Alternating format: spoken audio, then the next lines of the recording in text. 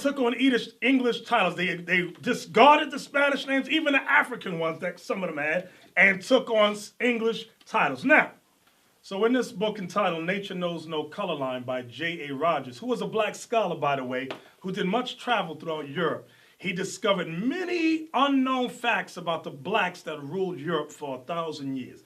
We want to go to page 65. Read that one line in the middle.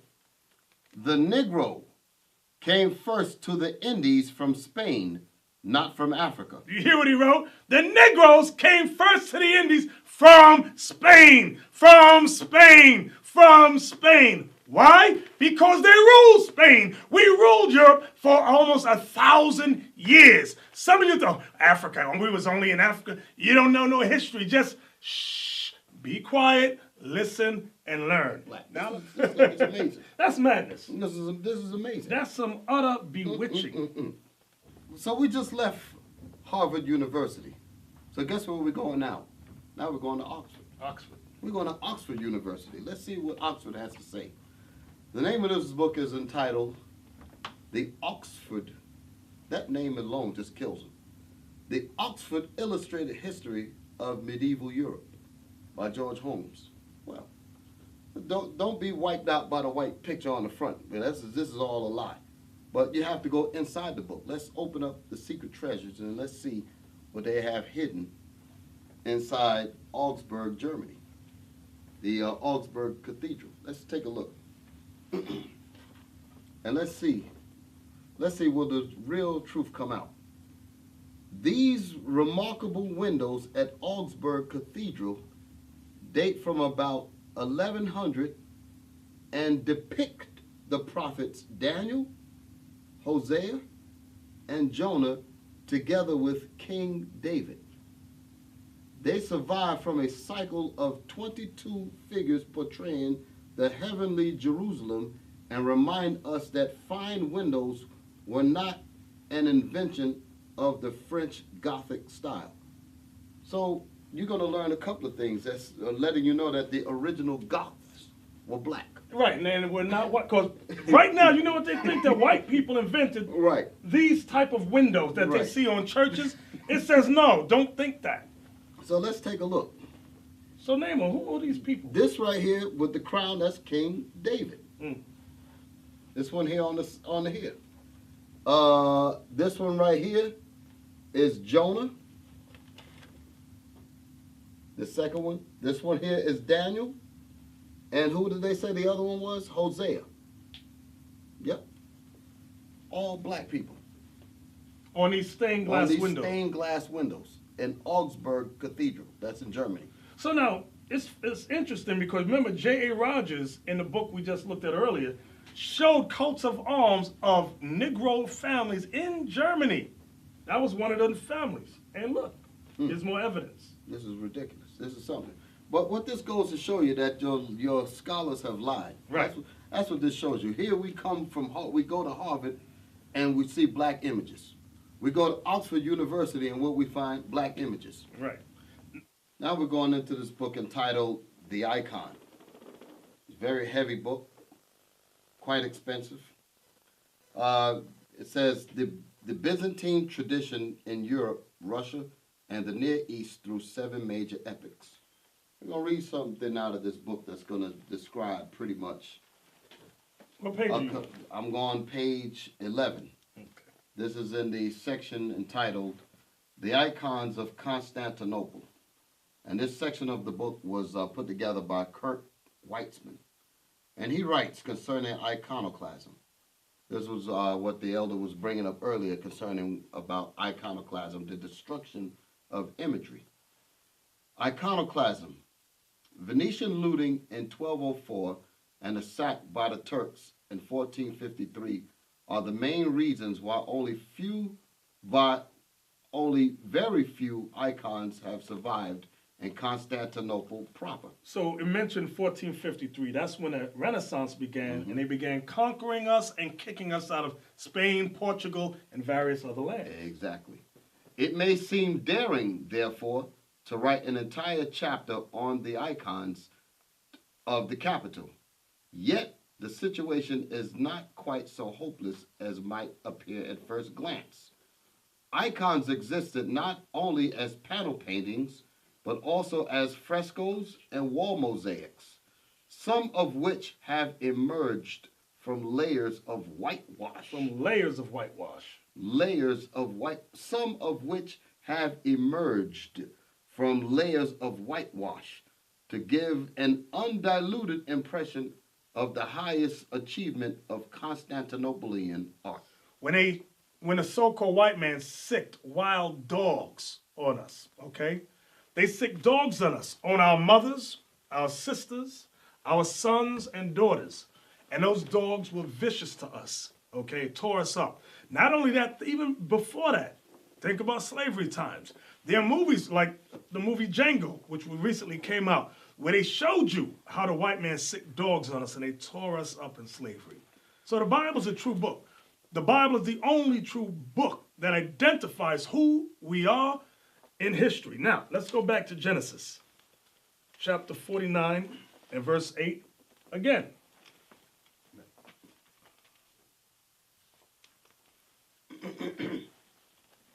Judah, thou art he whom thy brethren shall praise. Go ahead. Thy hand shall be in the neck of thine enemies. Right, so the hand of Judah would be in the neck of their enemy, which is in their headquarters, which is land of the north, North America, with Edom. Choking out the lies, choking out all the injustices that this man has done to us. Okay, read. Thy father's children shall bow down before thee. Why will our father's children, the father's children are the other 11 tribes, why would they bow down before Judah? Because Judah would bring out the truth in these last days, okay? So now we're going to go into this historical book entitled Lost Tribes in the Promised Lands. And the reason why I want to go into this book here is because the last verse that we just read, the bottom line, where it said, thy father's children shall bow down before thee, this particular book deals with that section of the verse. On page 364, in this book entitled Lost Tribes in the Promised Lands, it gives some explanation to what the prophecy is talking about in Genesis 49. It speaks of an Indian tribe, it speaks of an Indian guide who guided this man named Montezinus to meet with who he had said his brothers were, the Israelites. So this Indian guide led Montezinus over to them.